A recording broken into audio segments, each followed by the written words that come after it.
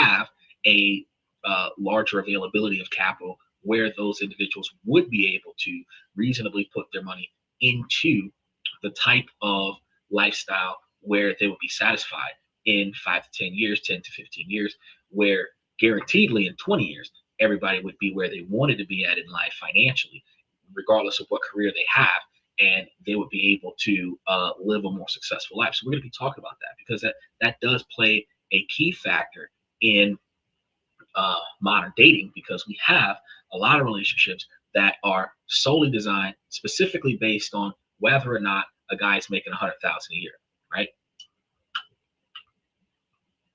And if he's not making 100,000 a year, typically we have certain women that don't value that man because they expect him to make a hell of a lot more money. However, poor decision-making skills from all parties involved, the money isn't being spent the way it should be spent or invested the way it should be invested. And two reasonably successful individuals cannot come together and make themselves financially successful. Instead, they end up deeper and deeper in debt. So we're going to be covering these things throughout the next couple of weeks so that you guys can understand that you could not be broke. You could find a $55,000 a year man and not be broke. Or, you can keep hunting for that $100,000 a year man, but a $100,000 a year man at 6'5" is going to be looking for a 5'4", $30,000 a year woman that doesn't talk back. So it's going to be a really wild dynamic. Really wild dynamic. But again,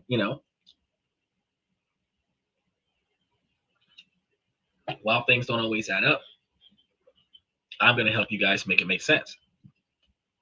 With that being said, let's go ahead and get started with today's topic, because most digital nomads in Sri Lanka are fixated on some of the wrong numbers because they're obsessed with a single figure, that $800 a month salary. I mean, it or not the salary, the lifestyle. It is truthfully remarkable that the entire standard of living, for a comfortable standard of living at that, could be done at $800 a month. In America, we could barely find an apartment that is $800 a month where we're the only person living in that apartment. So the question is always asked, how can I live on less? And how can I make my budget stretch just a little bit more? And this was the reality of a lot of individuals that go to Sri Lanka. So when you get there, there's this incredible island with an exact scarcity mindset where you're turning your life into a complicated spreadsheet, totally convinced that the ultimate digital nomad win was just surviving on as little as possible. But that's the wrong game to play. When you go to Sri Lanka, stretching every single dollar until it's screamed for mercy is not what you're going to benefit from. You're going to discover that after a while, but we have a secret that the save money nomads are completely missing out on. The real hack isn't about being broke or just living like you're broke. It's about using the low cost of living to build your own small empire. The true potential here isn't unlocked by pitching pennies. It's unlocked when you stop thinking like a tourist and start thinking like an investor. This is the story of how we go from obsessing over a $800 monthly budget to funding unique local businesses that are now capable of generating a whole new income stream for the type of individual that puts this together. One not fond of freelance platforms would be able to benefit from this, because this information isn't even located on freelance platforms. So we're going to show you how you could start to see the opportunities that exist even in Sri Lanka. So let's rewind a bit. Picture this. If you landed in Colombia, or no, Colombo, that's the uh, thick air of Sri Lanka with the smell of jasmine and diesel in the air, right? You might think freelance income could be a little bit shaky here. Unpredictable, $800 a month. Well, the goal drilled into your head by countless blogs and YouTube videos is going to be simple. Make that $800 last for 30 days, right? And so the game begins. I wouldn't have done that. I would have said, well, $800 a month, I'm going to swing around there with 2,400 just to see what to do. But you bolt from the capital almost immediately. Colombo, with a slightly higher price, might feel like a threat to your fragile budget. So you'll take a rattling 7-hour train into the hill country and end up in a small town near Kandy, right? That ticket might cost you a couple dollars. First tiny victory in the battle of frugality. Then you might find yourself with a new home in a small room uh, in a family's house since you're doing this by yourself. It's got a wobbly fan, mattress from another decade, and a balcony overlooking uh, concrete and a concert of barking dogs, right? But it was cheap. Rent and utilities set you back about $250 a month. Biggest hit to your budget. Your days fall into a rigid rhythm dedicated by your Excel sheets. The mornings are freelance writing on the balcony, trying to tune out the world. The internet is a total lottery. And while fiber connections are improving in Sri Lanka, you find yourself in a little corner where the area of internet connection is a gamble. Now, you lean to you learn how to tether your phone to your internet. And I tell people this all the time. We actually had this conversation the other day. If your regular bandwidth isn't working, hotspot your cell phone to your computer. Because if your cell phone's got connection, your cell phone's got data. If your cell phone's got data, your laptop's got data, right?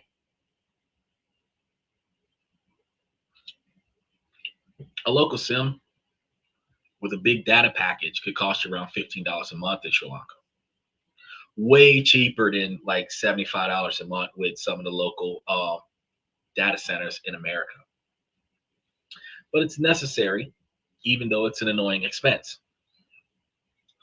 Food would be the next battlefield where the amazing smelling kuto roti from the street side shops, minor luxury. A local meal that could cost $2 to $4 though. So it sounds cheap, but when an entire food budget is $180 for the month, $2 to $4 a day could add up. So you might decide to cook yourself a meal every single day. Your diet is dal, rice, and whatever vegetables were cheapest at the market. You learn the Chinal names for produce out of financial necessity, not cultural curiosity. And you'd haggle over a few rupees for bananas, feeling a weird mix of pride and shame. And you was living, but wasn't really living the way you would prefer. More so, probably just existing. Uh, Transport was either going to be on your own 2 feet or by crowded public buses that cost less than $1. So when you get one of those tuk-tuk rides, even for $1 or two, it feels like a crazy splurge for emergencies only, like getting caught in a monsoon. So your leisure budget was about $80 a month, right? And that would cover a temple visit here and there, maybe a single carefully planned day trip, a safari in one of the famous national parks, but a dream that could cost $40 to $50 more than half of your entire monthly budget for entertainment might not be well within your reach. Now, this kind of experience was a few years back, and while costs have crept up a little since the economic recovery, the principle is the same. So, here's what that survival budget might look like, with a blueprint that many nomads still follow. Your rent and utilities, typically $280 for a very basic local room. Um, it's going to be more than that, probably double when you start getting your own space where you don't have to worry about roommates or anything to that effect. Food being $180, almost all from the market, with maybe 3 or 4 cheap local meals out a month. I'm sticking to the $400 a month food budget, which is going to be more than double that. Transport is going to be about $35 a month, which is mostly buses and walking. But me and my dog is going to roll places, so we're probably going to either have a cab or probably have to rent a car. Phone and internet might be about $15 for local SIM cards with data, but my T-Mobile International plan is like $350 a month. So, and they operate in some of the other countries that we're talking about going to. Leisure and miscellaneous spending might be about $80 for everything else. Uh, Visa fees, toothpaste, rare beers. Yeah, I'd probably double that too. Either way, the cookware spaces, $0. Oh no, I'm sorry, co-working spaces, $0. That's not even an option. You're not really dealing with anything with co-working spaces. Now, buffer for savings, leftover $210, going to be a little anxiety fund. Not really savings. It's money that you're terrified to spend since you're trying to live on such a tight, close-knit budget. But if this is what you're doing with the $800 budget, you can imagine if you had a $2,000 or $2,500 budget, that you would have another $1,400 set aside that you're not needing. Now, on top of the money anxiety, if you're trying to squeeze this $800 budget out, is the visa anxieties. The official Sri Lanka digital nomad visa seems like a distant dream because it's requiring a documented income of $2,000 a month. Now, that figure might feel astronomical if you're trying to squeeze $800 a month out of your budget. But if you understand that a digital nomad visa requires you to at least have a $2,000 a month income, if you're trying to establish a digital nomad, you might be bringing with you $2,500 to $3,000 a month. So if you could slip off of your $800 a month budget into a $1,000 a month or $1,500 a month budget just so that you can live a little bit more comfortable, it wouldn't be that big of an issue. But like every other digital nomad that is doing a visa run, getting a 30-day tourist visa requires you to apply for extensions to stay up to 270 more days. Then you got to fly out and back again if you're doing these 30-day tourist visas. But a digital nomad visa or work visa might give you 12 months. So it's constant low-level stress to remind you that your place in the country is far more than temporary. After 6 months of that, the magic would wear off of you and the beautiful sunsets are still there, but you're seeing them through a filter of financial strain if you're continuously bouncing around from place to place. So while it still could be perceived as paradise, you might find yourself too broke to really enjoy it if you're going there on such a limited budget. So one of the things you might want to do, bring you a little extra money, and be able to explore some of the ancient cities. Calculate some of the bus fare, deciding on how much you would need to get out there. Then, you might find yourself remembering one afternoon that you're sitting on your balcony watching the rain fall, and then turn down a weekend trip hanging out with friends. I think that when you're going into other countries, it is your best interest to finagle with the locals. No matter how antisocial you are in America, if you go to another country, you want to make it a point to talk to strangers. Because they should, while you risk losing a kidney, you're not going to know where all the entertainment is, and you're not going to know where all of the best deals are, or where all the best business opportunities are, if you're sticking to your own knowledge of the country, which is far limited, because you only know what you've experienced or what you've been told by somebody else. Now, other travelers would justify the cost. Some people that are living on that $800 a month budget probably won't. They instead would find themselves with a wave of frustration, escaping that 9 to 5 rat race in America, only to build a new cage, which is a self-imposed prison of scarcity in a whole nother country, just trying to get that frugality in your mindset. The game of how to be a broke nomad is not a game that you should be trying to play, because the prize is just being broke in a beautiful place. Yeah, you're not spending as much money as you would have spent in America, but if you have a $4, $5, $7,000 a month income in the United States, you should at least take half of that with you to another country. When you realize that this is not the dream, and then you guys start to wonder, was all the energy that you put into saving money completely missing the point?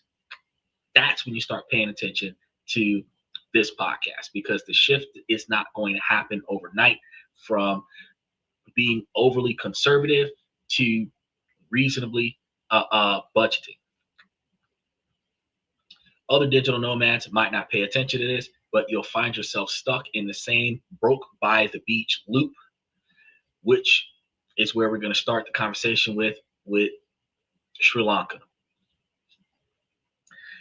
If you find yourself in a place like Sri Lanka, you can find yourself coming across individuals with like tuk-tuk drivers, and you could rent one of these from as a local businessman. And every morning, a nomad would see the meticulous, cleaned out space. One afternoon, you might find yourself talking to one of the locals, explaining that after paying for daily rental fees and fuel, what's left? The dream is to own your own tuk-tuk, right? If you owned it, you wouldn't have to worry about renting space out. This money goes straight into your pocket, doubling your income on a good day. Now, as we mentioned, the cost for a good tuk-tuk, secondhand, of course, in Sri Lanka, in the price of rupees, the number sounded massive out of habit. Now, the nomads would do the conversion, and this is going to be something to around the realm of $1,500 in US dollars if you were getting a secondhand tuk-tuk. Now, this is going to be the first light bulb that's going to flicker on in the mindset of a businessman, because a $1,500 tuk-tuk is 8 months of anxiety fund. Yeah, it's a lot of money. Terrifying amount to put into your thoughts to part with if you're trying to live on such a scarce budget. However, in the local economy, that same $1,500 wasn't just cash. It's a productive asset, a machine that could generate a daily income, because it's the key to financial independence. For someone who owns it, it's a cash flowing investment. You start seeing the whole country differently. Now, take a woman selling egg hoppers on the corner. Uh, what do you think that might cost her for the cart? A few $100s. A family rents it from a hand built expert, put you an extra floor with 2 rooms of people on it. The initial investment is now likely sustaining the whole family, right? So your tuk-tuk with a cart hopper building up a 2 room unit. Now you can rent it out to the person with a family who's the cart hopper, small business person. You can potentially invest in them as well. Now, this is going to be geographic arbitrage because it's not how nomads usually talk about things. But if we think of it defensively, earning dollars, spend rupees, and survive on the difference. If you do that, you suddenly see a new offensive weapon. Now, the same economic gap that lets you live cheaply also creates an investment opportunity with incredible lower barriers to entry. So your dollars, which might have felt weak back in the United States, might have real power in Sri Lanka. Your savings aren't going to just be a safety net now, they're going to be the seed capital in investing in other types of businesses. Now, this is going to be your aha moment because you might find yourself killing yourself trying to earn US dollars online just to convert them into a pile of rupees to pay for the rent and a dahal. That's when you're on the wrong side of the equation. If instead of just being a customer, you put yourself and those rupees to work, you stop asking, how can I save more of my $800 and start asking a new question, much more exciting. How can my savings generate income for me right here in Sri Lanka? Now, this is going to be a totally new mindset from scarcity to opportunity, from a passive visitor to an active participant. The idea might be a little bit terrifying, but it is the capabilities of a digital nomad if you have the right playbook. It's going to involve a little risk, a little bit of trust, but for the first time, you might find yourself on a path to real sustainable life in a completely new country, not just a long, cheap vacation. So the Sri Lanka secret wasn't about how little you could spend. It was about how much you could build. Now, this is where things get real. And before we go any further, going to give you a little bit of a disclaimer. This is not formal financial advice. This is just high risk informal investment ideas that we've actually come across from a lot of research. So you can't just pull your money out tomorrow and, run out there and think that success is going to be like a hit first thing in the morning. Success depends heavily on the relationships and the trust in your environment. But if you become the protagonist in a story like this, the only thing that you'll ever find is investing money that you can afford to lose, treating it as an experiment. You make sure to document everything in writing, even if it's a simple agreement, to protect everyone involved. You want to get names and dates and phone numbers and addresses. Be very detailed, be very meticulous. You want to have a little black book of transactions, agreements, payouts, due dates, collection dates, all of that, like a bookie. Now, with that out of the way, let's talk about the first steps. You don't just have some grand master plan because You're starting with a conversation that sparks a whole idea. Let's try that tuk-tuk case study. If your first move is going to back to somebody that you know that has a tuk-tuk, and if you spent weeks talking to these individuals, doing your due diligence, communicating with these particular people, not a company, the individual owners of the properties, you're able to build trust. Trust is going to be the most important currency in Sri Lanka. The idea is the demand for tuk-tuks is constant. So if you help an individual who already has access to tuk-tuks buy their own tuk-tuks, it would be a win-win. Your joint venture would get the other person independence and better earnings, and you'd get a share of the profits from a real cash producing asset. I help you, you pay me. Your business partner is going to be a perfect tool for success because they're experienced and reliable and know the business inside out.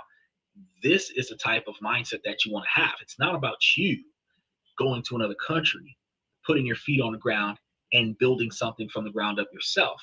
It's about you going to another country, finding other people who have fantastic, payable business ideas and investing in their idea and having them scale their business up and paying you for helping them get better.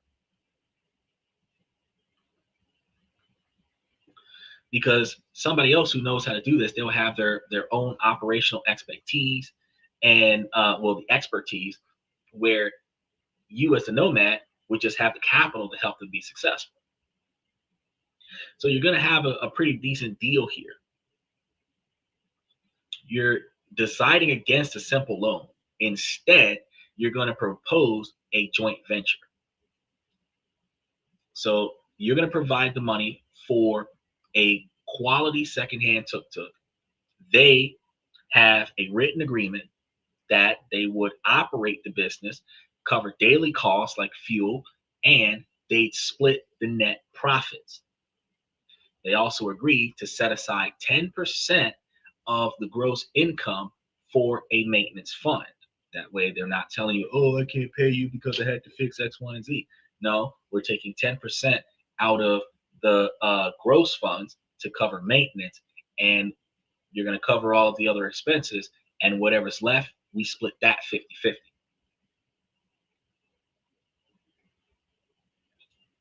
This isn't just an investment anymore.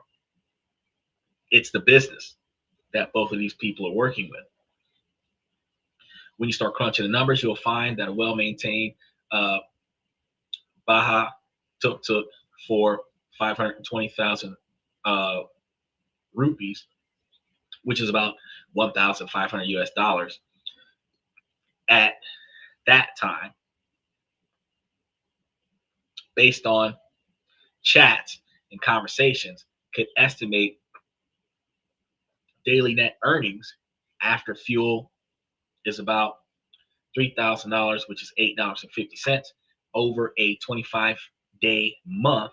That's about 75,000 rupees, which is about $250 net. If you split that, you would have 37,500 rupees a piece, or about $107 a month. Now, keep in mind, you only spent $1,500 for this. So if you put up $1,500 one time, inside of 10 to 15 months, you would have broken even on your investment. The potential here is staggering,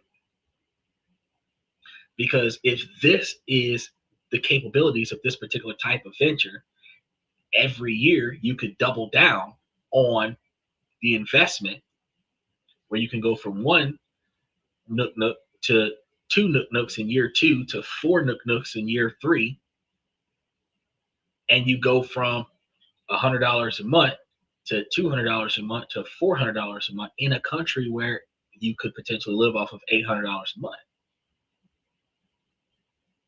But you also got to make sure that you handle the paperwork, because this is going to be very critical. If you draft a simple memorandum of understanding in both English and Sinhala, it outlines the investment, the profit split, and the maintenance fund, and an exciting exit clause for you. Because after 2 years of this particular type of endeavor, if you're going to, you know, either stay or leave, the other person could potentially buy out your shares at the pre-agreed price. Where uh, if you guys agree on this, y'all can have the business, start the business up, build the business up, and then when he starts making plenty of money, the other person starts making plenty of money, they can buy you out, and you can take your money and go and invest in something else. Or they can keep you invested, and instead of buying you out, they just continue to help to pay you, and you continue to reinvest into the business and expand the business to keep increasing your revenue stream. That's always a thing. Now, the day you buy the tuk-tuk, it's going to be a very incredible experience, because the pride from one investor's side, you get to see the look on their face when they're worth more than the return that you're getting. From the nomad side of things, you're no longer just a foreign customer, because you're a business partner with the local. A second case study would be funding a niche food stall. Now, if your monthly income is potentially gone from $800 to $900 because you're getting $100 a month from that Nook Nook situation, you don't upgrade your lifestyle. You reinvest in it. So the idea here would be, living in the hills. You notice tourists and younger locals craving good coffee, but the tourist cafes are going to be expensive. Imagine a small mobile cafe cart that's selling high quality, affordable coffee. Now, you might find a partner, young woman who has been a barista in a fancy Colombo hotel, right? Now, this lady might have the skills and the passion, but zero capital. This is where the deal is going to start up.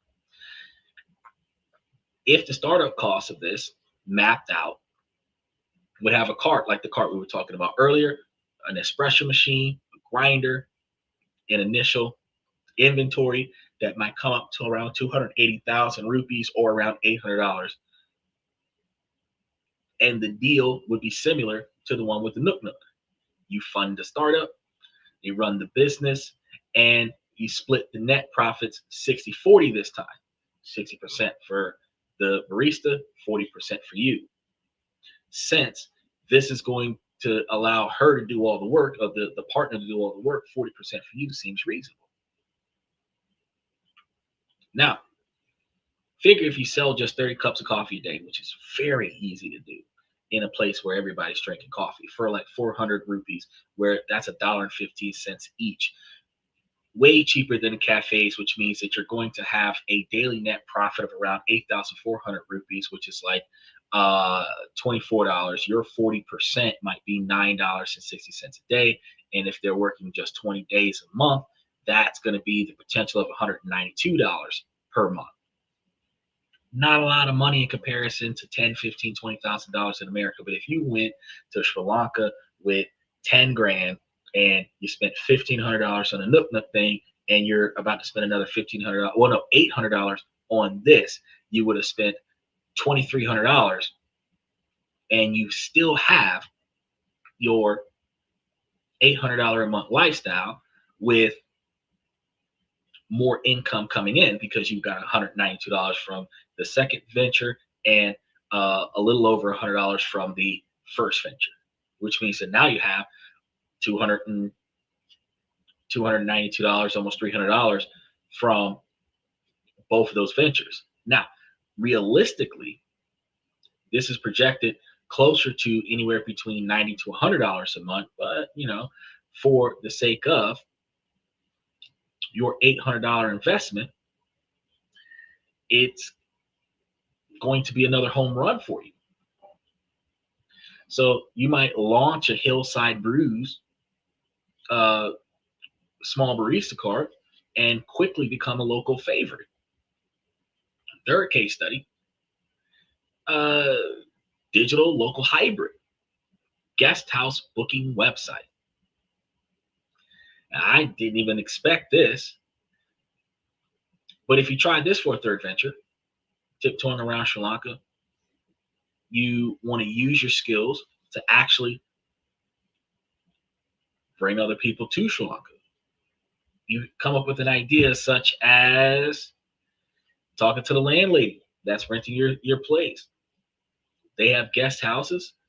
Those guest houses need bookings, and they're doing this on a tattered old notebook. The people you're talking to, they have no online presence. While foreigners can start businesses in tourism, a service partnership is very simple, much more simpler. So, an investment opportunity here is you would invest monthly time and skill. You offer to build a professional website with a booking system listed on booking platforms and teach the landlady how to use it. Your upfront cost is going to be very minimal, about $150 for the theme, hosting, and plugins. Not a lot of money. Why? Because your money is going to come on the back end.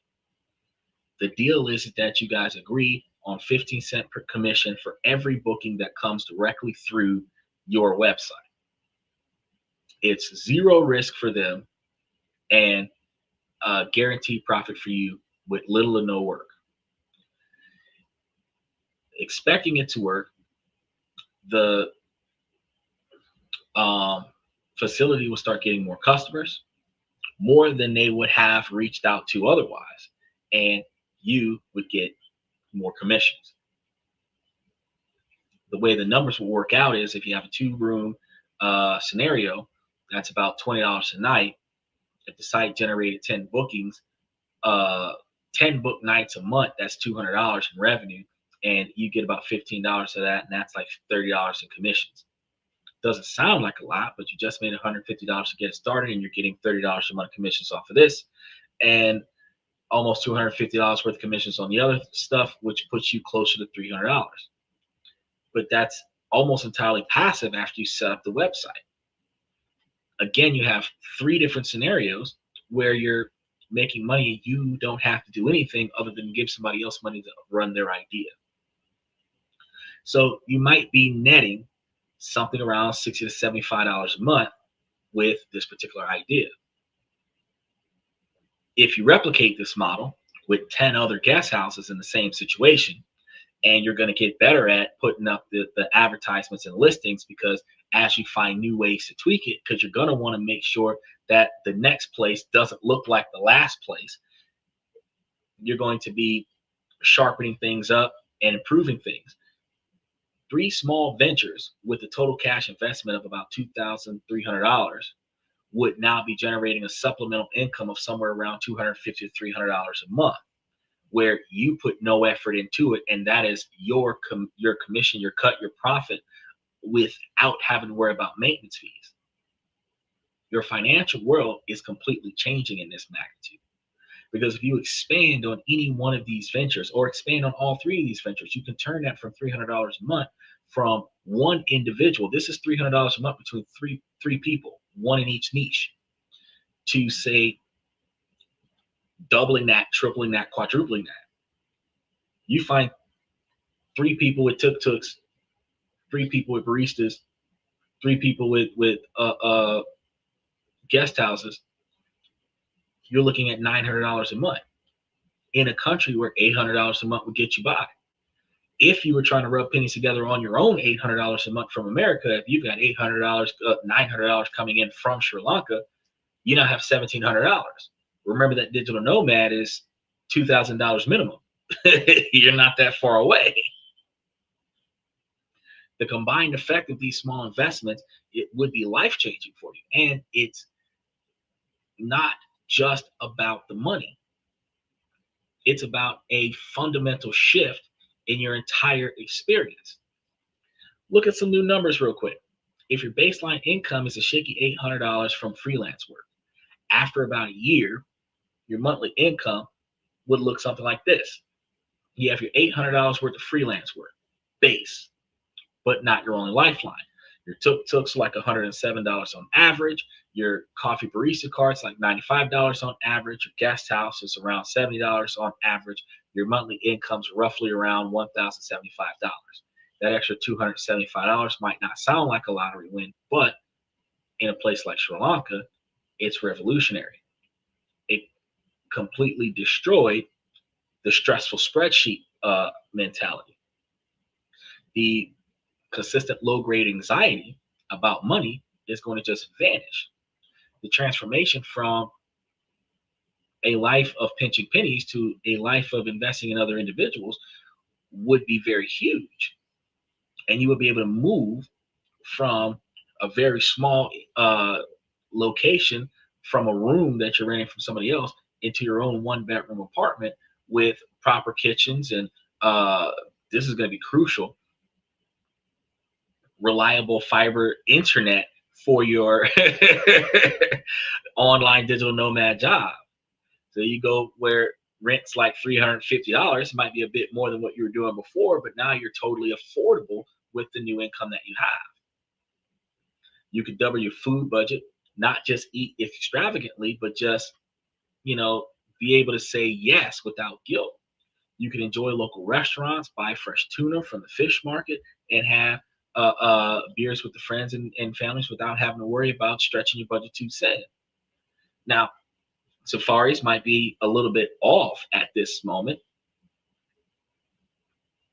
but you're just getting started. You won't have to worry about the cost if you did decide to go watch the elephants because you do have a little bit more money to cover your overhead. You could afford to rent a scooter instead of dealing with the public transportations. And this will give you the freedom to explore and find new business ventures. Your life is no longer going to be defined by what you can't do, but what you're capable of. Most importantly, it's going to create a path forward because the visa problem, which is that scary $2,000 a month income requirement for digital nomad visas, doesn't seem so impossible anymore because your freelance income plus documented local income channeled through the local bank account is pushing from that threshold, way from that threshold. So for the first time in this particular venture, you would see clearly a path to long-term legal residency in the country if he wasn't already getting funneled in $3,000 to $5,000. But I tell you what, if I was going to move to another country like Sri Lanka or uh, Istanbul or Israel or something to that effect, wherever I would go, I would probably, on my first venture out, open up an account, open up a local bank account, then attach that local bank account to my account in America. And then while I'm not in that country, I will be wiring that country money every month. If a digital nomad requires you to have $2,000 a month of income, that's $24,000 a year. If there's $30,000 in your bank account, you're kind of a shoe-in, okay?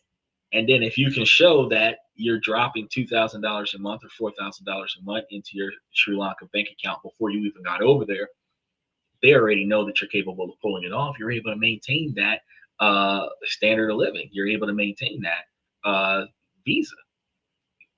And if you're only going to do this for a year, it's not that hard to set up business ventures while you're out there so that when you come back, you're already set up to live because your income is generating while you're not there. Now you're only really going into the country to get paid. and you're also building roots. So beyond the money, the real change is your connections to the place and the people. If you're no longer an outsider looking in, you'll be able to establish that your success being tied to the success of the people that you meet and do joint ventures with is going to be more gratifying for you than simply huddling up in a room somewhere trying to stretch the internet as far as it'll go. You'll find yourself in the morning greeting one business partner, checking in, buying coffee from the other business partner, checking up on progress, and then looking into some of the other business partners and seeing if you can start up even more business opportunities. You might find yourself invited to family dinners and local festivals, weddings, and other such things where you're no longer just some guy with a laptop.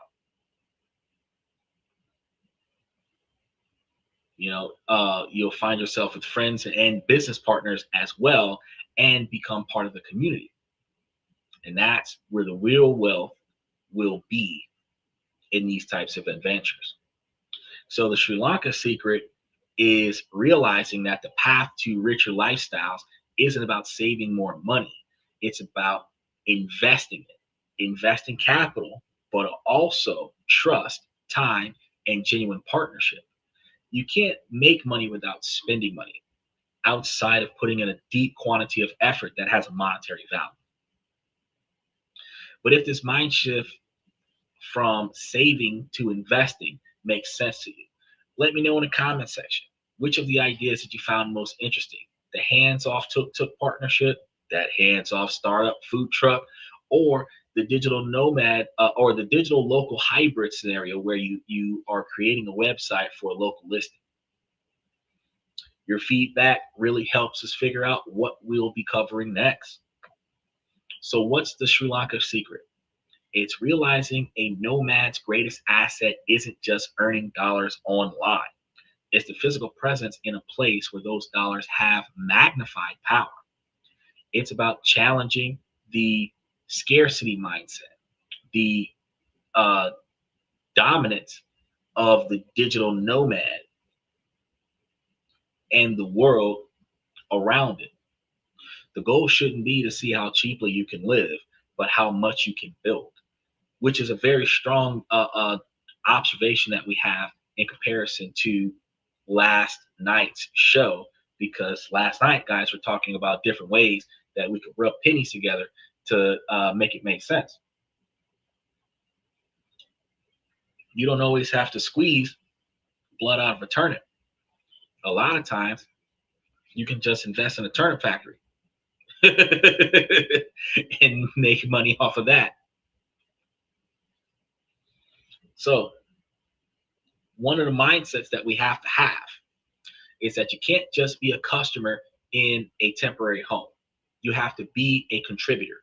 You have to be a partner and be an investor. The opportunities to create win-win situations and generate a return for yourself while empowering local entrepreneurs are everywhere around the world, not just in Sri Lanka. You just have to change how you're looking at life. Stop searching for the cheapest guest house and start searching for a person with a great idea who just needs a little capital to get started.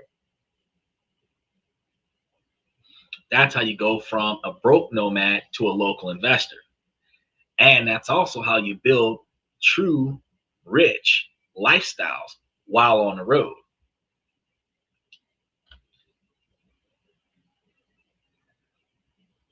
Is Sri Lanka on the US tourist list? Uh, Sri Lanka is, if I remember correctly, in Asia, and I don't understand what do you mean by is it on the US tourist list? Is it one of the countries that we're banned from? No.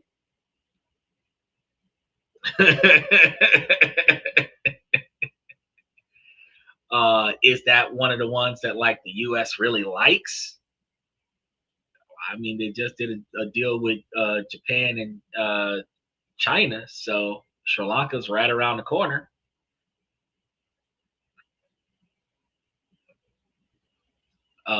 So that's a pretty good question to ask. Is it on the U.S. tourist list? But here's a more interesting question, though, Michael, because we've talked about probably 60 countries over the last year, right? And we've also talked about dual citizenship, right? And we've also talked about your ability to get visas from other countries where you could go to Colombia or Belarus or Taipei, something like that, right? Do what you got to do to get your visa from there, and then fly to Sri Lanka. Lots of countries. So it's not necessarily one of the things that we've always talked about is having dual citizenship or dual residency, dual visas from multiple countries is that you're not limited to a direct flight from the United States. You would be able to hop a plane from Seattle and fly to a US friendly country using your US passport and then use your foreign passport to fly to a not so US friendly country. The no travel red flag that the US puts up is if they find out that you're a US citizen because they have bad terms with US citizens, like squeezing your way into North Korea, you might not find yourself making it out alive. That is not what we're talking about here. If you have the ability to go to other countries, even if it's a direct flight, and you're able to establish residency, local visas, and then you want to travel to another country from the country that you're in, where the country you're in is not the United States. You don't have to use a U.S. visa to go to another country from the second country. You just go straight to the third country from the second country. Now, if you choose to use your U.S. visa, that's a thing. Now, that's a ridiculous question to ask. Can a U.S. citizen buy real estate in North Korea knowing that we have no ties, business, or peace with North Korea? I know that you're laughing in the background while you're waiting for me to respond to this particular question, but you really have to think about it logically. Since we're not allowed to go there with a U.S. passport, why would you be allowed from uh, Korean authorities to buy property as an American citizen in Korea, North Korea specifically? There are countries that do not allow foreigners of any country to buy their land. You can lease it for 100 years, but you can't buy it. You can go there from a foreign domestic business that you set up, but unless a local has 60% or more ownership of it, you can't buy it. But there are other countries like Japan where they have no problem with you buying their land. You can buy their land as a local, a citizen, like a U.S. citizen going over there and just buying land to buy land. You can go there as a real estate business and buy land and build the land up. There are a lot of countries that allow you to buy real estate, but it's not necessarily.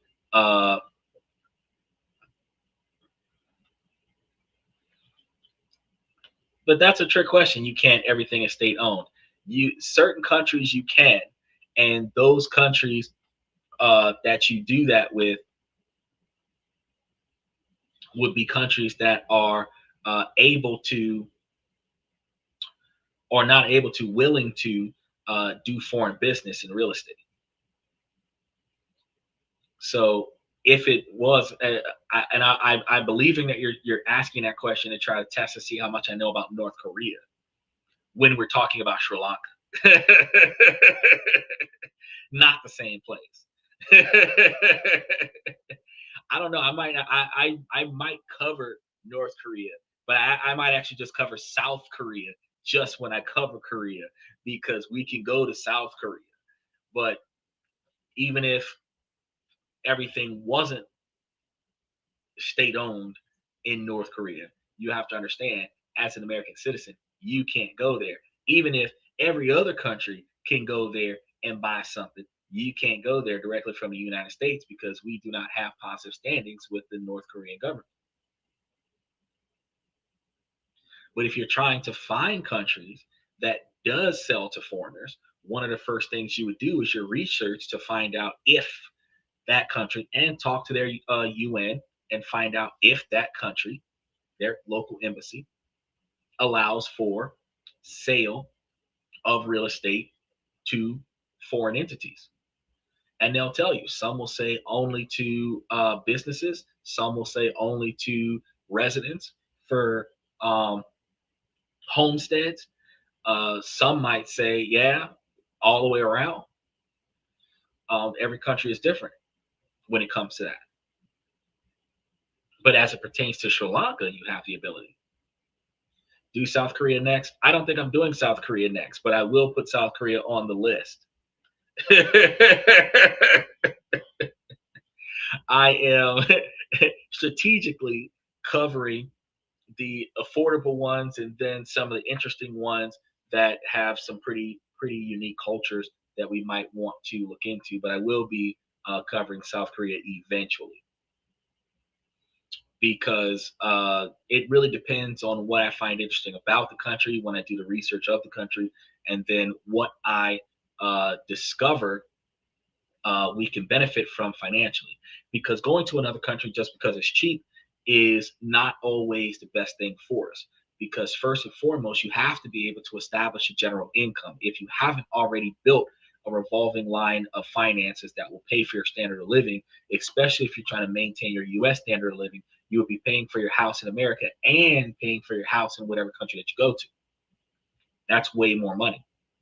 If you had a $24,000 a year lifestyle that you had to pay for with no additional expenses, and you go to another country and now you're paying $2,000 a month to stay there, you're paying $40,000 to $50,000 a year to stay in a different country, which means that including the round trip cost, you would need to be making more than 50 or 60,000 for the year in order for your entire lifestyle to be paid for in America while your lifestyle is being paid for in another country, plus the ability to fly there and fly back. You need to be able to make that kind of money first, right? And typically, the more money Americans make, the more they increase their financial standard of living, or the more wasteful they are. They're buying more bullshit and not really focusing on the prize, you know. So it's not about just going to another country and living on a smaller income, because every 9 to 5er that's working in a brick and mortar place that could be making 65,000 a year, if they quit their job and go to another country, they're no longer making 65,000 a year. You have to transition from working in a brick and mortar company to being a digital nomad. So whether you're working off the computer with your current company, where you're no longer working in person and you're allowed to work in another country, or if you start up your own business and you're getting paid off your computer and then you take your computer with you to another country, whatever works best for you, you would be generating an income, regular income for yourself, which is why the digital nomad would work for you, because you're getting paid every month a certain quantity of money, and there's no hiccups in your income. So, for example, if you wanted to go to a country that has like a $2,000 a month standard of living, where you're living comfortable with no problems, you don't have to penny pinch or anything to that effect, you might fly out there. You're going to be there for 90 days. You might fly out there with $6,000 plus your monthly income being wire transferred over. So you might fly over to the new country, set up a bank account. If you're smart, you're going to fly with a cashier's check so that you don't have to worry about the feds stealing your money, because they'll rob you the same way they're murdering people in the street. They'll rob you. So fly over there with a cashier's check, deposit it into their bank. Yeah, you're going to lose a little bit of your $6,000 due to currency exchange. But regardless of the fact, especially if you know currency exchange is going to hurt, you might want to bring an extra 10% and roll up there with 6,600 or $7,000 with the expectation to live $6,000 worth of money in Sri Lanka for 90 days. And then you're still working at the same time, and you're generating an income, and your income is still being deposited into your account in Sri Lanka. assuming that whatever you're putting into your Sri Lanka bank account is different from the money that's paying all your bills in America. Then in that situation, you're able to establish a digital nomad visa because you're depositing from outside of their country more than $2,000 a month worth of income into an account that's holding more than $2,000 a month, which will allow you to be able to stay there for a year and not have to renew your visa every 270 days. Yes, I'm broke. I better stay home and invest in America. Well, America costs more money than other countries. Not all of them, just a lot of them. So if you can't make money in another country the way you make money in America, you might want to stay in America. But if you can make the money no matter where you are, then it doesn't matter where you are making the money. That's when you're capable of taking your money and going somewhere else where you can live cheaper because you have more individuals or more income coming in for the same standard. That's what I try to tell you guys. So if you guys want to follow some of these journeys that we have with other countries around the world on Wednesdays that we're going to be talking about, make sure that you guys take the opportunity to subscribe to the channel, because in some of our upcoming videos, we're going to be thinking of either doing deep dives into the legal sides of these informal joint ventures, or exploring a totally different investment altogether, because we have micro diaries in the hill countries, and other such adventures that could potentially turn yourself a larger quantity of money in a smaller location. So let me know in the comment sections what kind of investment opportunities in which countries you'd like to look further into, and then I'll see what we come up with. He said, my ideas are sound. Yes, my ideas are very sound. See, the idea, when I come up with these ideas, the first thing I come up with is the most unorthodox way to make yourself successful, because of the road most travel has less resources on it. The road less traveled is less thought of. And while it is still doable and there is a lot more lucrative profit into it, you still have to navigate your way through it. First couple of times you do it, you might not get as much profit out of it as it would be once you've mastered it. But just like the eco loss, just like the ecotourism, where they're turning camping into a luxury resort, just like the green energy. We were talking about hydrogen throughout Monday's show. The fact is that with the new developments of new types of investment opportunities, new types of business ventures, there's more than one way, because you could go to Sri Lanka and you can invest in their ETFs, you can invest in their stock market, you can mine for precious minerals and precious resources, you can get into real estate. But that's the kind of stuff that can be done in most countries around the world, as long as you have the right angles. But what you don't have is the unorthodox, less known, less invested in opportunities in each country. And that is going to be different from country to country. So instead of focusing on the things that everybody can do everywhere, I focus on some of the things that most people don't know that you can do in specific locations. That now I'm actually coming from a different perspective. Instead of the multi-billion-dollar investment opportunities, let's come up with some of these opportunities where the average day-to-day person that can barely afford their Starbucks coffee can actually invest in this particular type of endeavor and make themselves a little bit more successful. Well, my belief is if you want something bad enough, you would figure it out. Well, I would say yes, but typically that only works in desperation. So you start figuring out how to make ends meet when you don't have enough money to get by.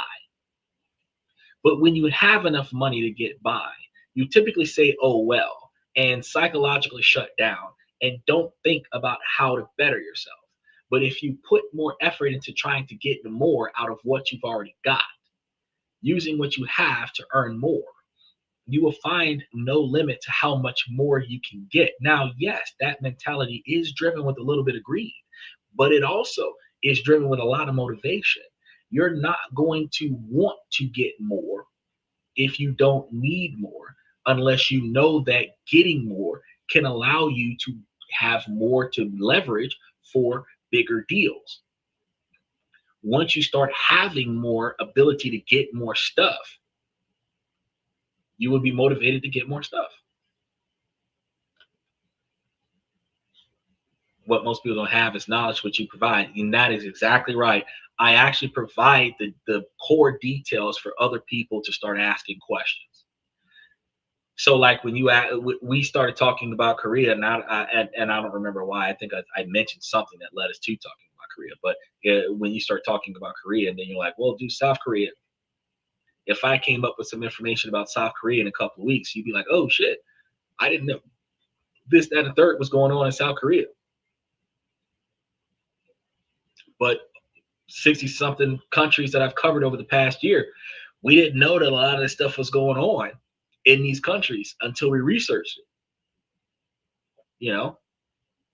And now, because I provided individuals with new answers to old questions, I'm capable of changing the questions for them, which allows them to go and look for their own answers to figure out what they're going to do next. It's not always going to that same beach resort to the Belize or Bahamas or you know uh, uh, Haiti or something like that. It's not about just going to the same old places. The tourist spots are heavily localized areas that only people know about from doing research, and it's overpriced because a large quantity of people go to a small place to get the same resources. But once you realize that you can go away from the crowd, get the same stuff for less money, and you can utilize the wholesale value of what you're getting and redistribute it to somebody else for a higher cost, where the scarcity of the accessibility of the top quality product now being sold at a lower price, you can turn a profit on the difference between the market and the market's knowledge.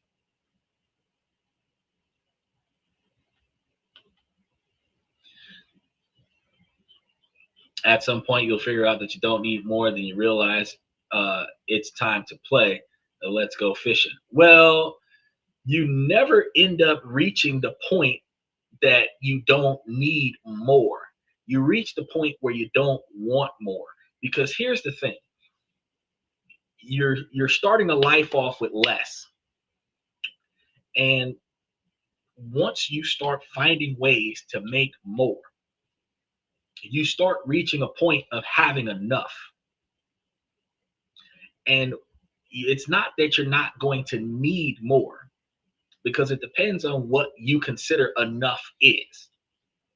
If you're making 30,000, 40,000 a year in America, enough might be making 50 or $60,000 in like Japan or Indonesia or Sri Lanka.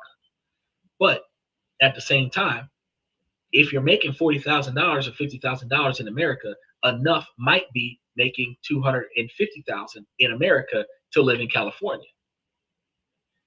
It really depends on exactly what your end goal is. So, really, at some point, you will find yourself either reaching your goal or retiring on your efforts. But it'll be after you have established a decent revolving revenue, because the ultimate goal that should be on everyone's mind is making more money than what you need to survive, so that any fluctuations in the profits that you get is not going to undermine your overhead. But whatever your standard of living in really dictates and decides exactly how much money you need to make. If you're trying to have a $50,000 a year lifestyle in America and a $30,000 lifestyle in Asia, that's $80,000 worth of income plus travel, which is probably $90,000. And it really depends on how much of that you've already got right now. If you have $90,000 worth of, or $100,000 worth of income, and $90,000 of it is going to be utilized for the standard of living, and $10,000 is going to be utilized to invest and save or pay taxes, whatever, then you might say, I've reached my goal. But if you're right at $60,000, you still got another $40,000 to go. It is what it is. Either way, I'm going fishing. Well, Either way, I'm going fishing in multiple different countries around the world. The interest from the money pays for everything after you build the principal. So the smart thing is to live off of the interest. But the to get to that point, you must build the principal up. So if you wanted a $90,000 interest payment at 10% or more return, you're looking at $900,000 in the bank or more. We just finished talking about yesterday how getting that $900,000 might take you anywhere between 10 and 20 years, depending on how much money you're saving and putting into high interest portfolios. So then when you take that dynamic and you put it into what we were just talking about, you might go from having a 20-year plan to having a 6-year plan because you're putting more money into your portfolio based off of the extra profits you're getting from your business ventures.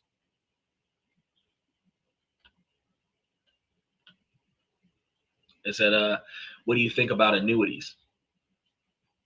I don't really have an opinion about annuities. Annuities is an investment option that is good for you. You can put money towards that. It is less volatile than cryptocurrencies, and it's a smarter move than XRP. Uh, I can actually cover annuities in upcoming shows so that I can give you a good rundown on how annuities can be beneficial for your portfolio, but it really depends on what the return rate is on an annuity versus the goals that you're having with your investment opportunities. There's nothing wrong with annuities. You know, one of the issues that I have with certain investment opportunities is if there are penalties for if you take the money out sooner. So if you're building from the ground up, you can start building in an annuity, but you're going to take a percentage of your investments, put it into an annuity, take a percentage of your investments, put it in a health savings account, take a percentage of your investments, put it into the stock market, and build that up like that. Where the money that you're going to be readily accessing first will be the liquidatable brokerage account, because that one doesn't charge you penalties. That's the only difference. But I can run it down and cover annuities. That actually makes sense. I could probably, matter of fact, now I think about it, I could probably put something together where I'm covering annuities on Tuesday and then cover a couple other things along with annuities so that we can understand how they work. But I won't turn down CDs and I won't turn down annuities. They're safer, more stable ways to invest. It's just not necessarily going to be like 18% interest or 17% interest rates. That's the only difference. The interest rates are going to be a lot lower.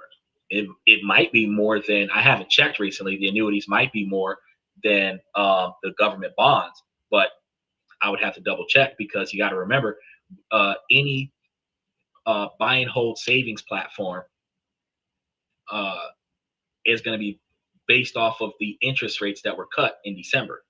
So what the interest rates used to be for annuities and government bonds might be different in February as we get closer to February. Because as I told you guys before, those the interest rates are going to start to decline between 5 to 7% return. Well, but it's on the decline though because the interest rates got cut. So if they're still holding at 5 to 7%, an annuity might actually be a better investment opportunity than a high interest savings account. But again, one of the concerns I would have is, does an annuity have penalties for early withdrawal? Because outside of the penalties for early withdrawal, 5 to 7% is a safer emergency fund account than a high interest savings account. But typically, the reason why they do high interest savings accounts over annuities is because annuities, just like CDs, have early withdrawal penalties that could be so damaging to you that you lose all of your interest and a percentage of your principal when you take your money out. So all the work you put into building up the principal is going to mean nothing to you if you take it out too soon. Appreciate those details, Michael. Now, I didn't have a lot for you guys for today because Sri Lanka was small, so there was a small issue, a small quantity of information issued for it. So I'm going to start by saying, ladies, as long as the situation doesn't make sense, I'm going to keep asking you ladies to make it make sense. So ladies, please make it make sense.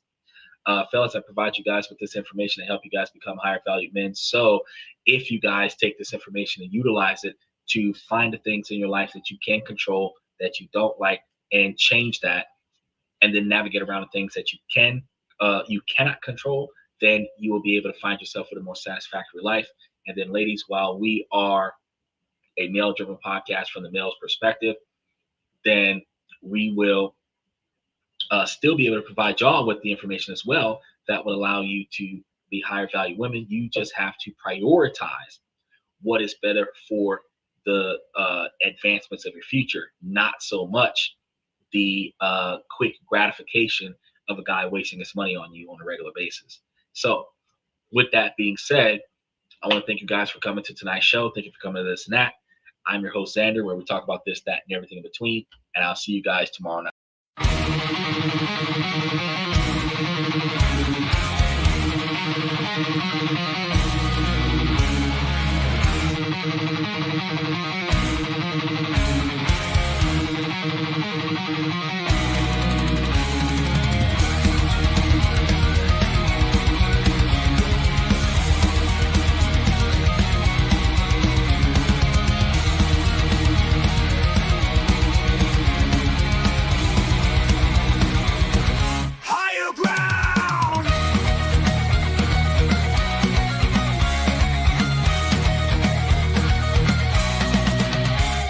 Chase validation, now I validate myself.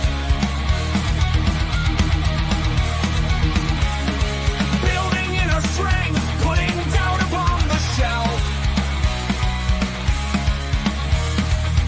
No more unnecessary drama, no more wasted time. Climbing higher, constantly making my own climb.